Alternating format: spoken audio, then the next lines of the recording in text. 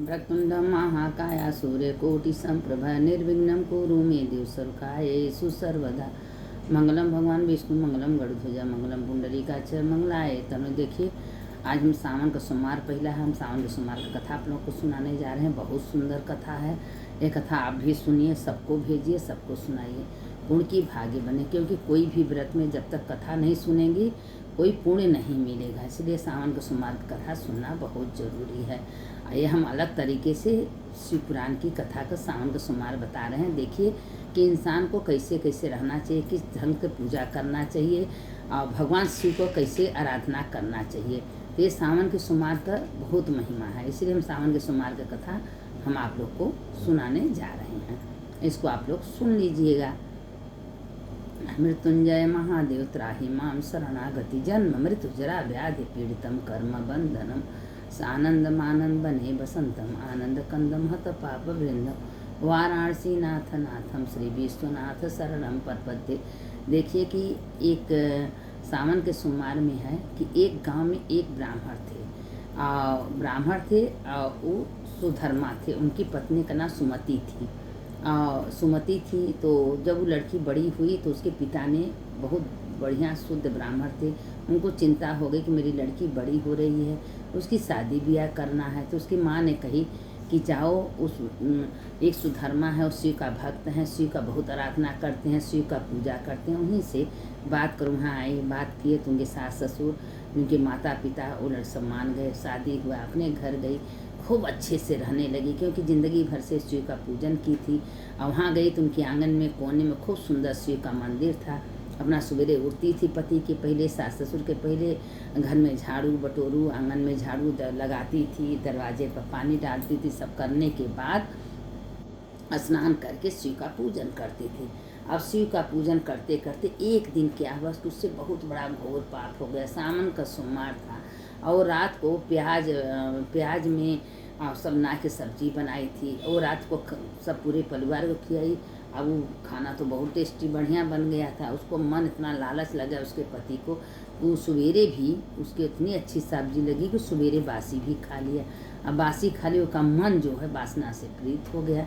अब उसने सवेरे का पहाड़ था, नहा धो के आया था और उसने गलत काम कर दिया अपने पत्नी के संगे। अब उसी में उसकी पत्नी भी बिना नहाए धोए भगवान शिव को जल चढ़ा दी, क्योंकि स्नान भी नहीं किया जाए कि अब शिव जी रुष्ट हो गए। शिव कहें कि मैं ऐसे घर में नहीं रहते हैं जहाँ की लोग गंदा काम करके हमको जल चढ़ाते हैं। शिव वहाँ से घर से शिव छोड़ के चले गए। अब चले गए तो अब वो दिन पर दिन उसके पति वासना में पीड़ित हो गए। अब उसको वो छूने के योग नहीं थी। 3 दिन तक औरती के अंदर में एकदम चंडाल पाप वासना करता था। उसी में और शारीरिक संबंध बना लिए उसके पति।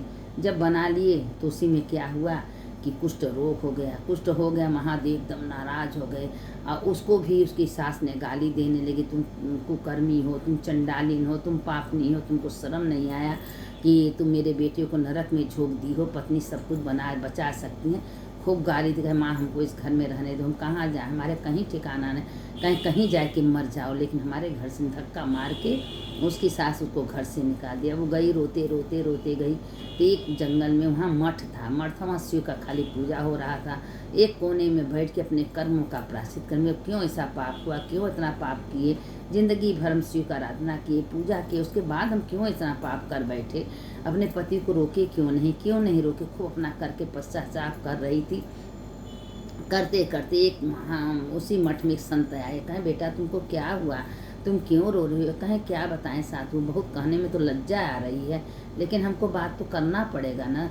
अब सारी बात को बता दी कि ऐसे हमसे गलती हो गया। कहें बेटा कोई बात नहीं है, अब तुम इसी जगह रहो, ये खूब सवेरे उठो, स्नान करो, शिव के मंदिर का झाड़ू लगाओ, पोछा लगाओ, शिव को स्नान कराओ, साधु संत महात्मा गौ माता का सेवा करो। अब वही काम करने लगी, साधु महात्मा का सेवा करने लगी, शिव को स्नान कराने लगी और शिव को अपने शिव भगवान को पूजा करते करते 1 साल बीत गया। जब 1 साल बीत गया तो ब्रह्मचर्य का पालन करने लगी और 1 साल तक उसी मठ में रह के भगवान का आराधना करने। अब एक दिन करते करते भगवान उससे प्रसन्न नहीं हुए। अब वो अपना खूब रोने लगी, कहीं जीवन धिक्कार है, हमारे पति हमारे वजह से कुष्ठ रोग हो गए हैं, बीमार हो गए हैं, पड़े हैं, हम क्या करेंगे जिंदा रह के, अब हम नहीं जिंदा रहेंगे। अब अपने मन में विचार कर ली, विचार करके एक नदी था उसमें जा रही थी, आज हम अपने जीवन को अंत कर देंगे। और मन में सोच के जा रही थी। सावन का सोमवार था और पहला सोमवार था, उससे गलती तो हो ही गई थी। अब उसने नदी में डूबने जा रही थी। उसी समय एक महात्मा रूप था कि महादेव प्रकट होकर कहीं क्या हुआ, देखे तो देखे महात्मा एकदम शिव जी अपने रूप में फिर आ गए। शिव जी उनके पैर पकड़ के झरझर झरझर रोने लगे। कहीं महादेव से बहुत बड़ा गलती है, तुम्हारे ही गलती से आज तुम्हारा घर हम छोड़ के चले गए। जिस घर में कुकर्म हो, बिना नहाए गलत काम करके कोई हमको जल चढ़ाता, उस घर में हम नहीं रहते हैं। हमको तो बेलपत्ती बहुत पसंद है। कोई एक बेलपत्ती, अगर एक बेलपत्ती कोई शिव को चढ़ा देता है तो पूरे ब्रह्मांड में सारे बेलपत्ती महादेव को चढ़ जाता है। खाली कोई कुछ किसी के पास नहीं हो, थोड़ा सा अच्छा, थोड़ा सा भस्म, एक बेलपत्ती अगर हमको चढ़ जाता है, हम सारा पूजा उसका स्वीकार कर लेते हैं। अब शिव भगवान जब प्रकट हुए, कहें प्रभु हम अब मेरा प्रायश्चित कहें तुम्हारा प्रायश्चित हो गया। तुम 1 साल से मेरा आराधना कर रही हो, इसी मठ में रह के शिव का पूजन कर रही हो, शिव के मंदिर में झाड़ू बहोरू दे रही हो, गौ माता का सेवा कर रही हो, तुम्हारे अंदर अब कोई पाप नहीं रह गया है। और तो कहें कि भोलेनाथ मेरे पति को ठीक कर दीजिए, मेरे पति के कुष्ठ रोग है।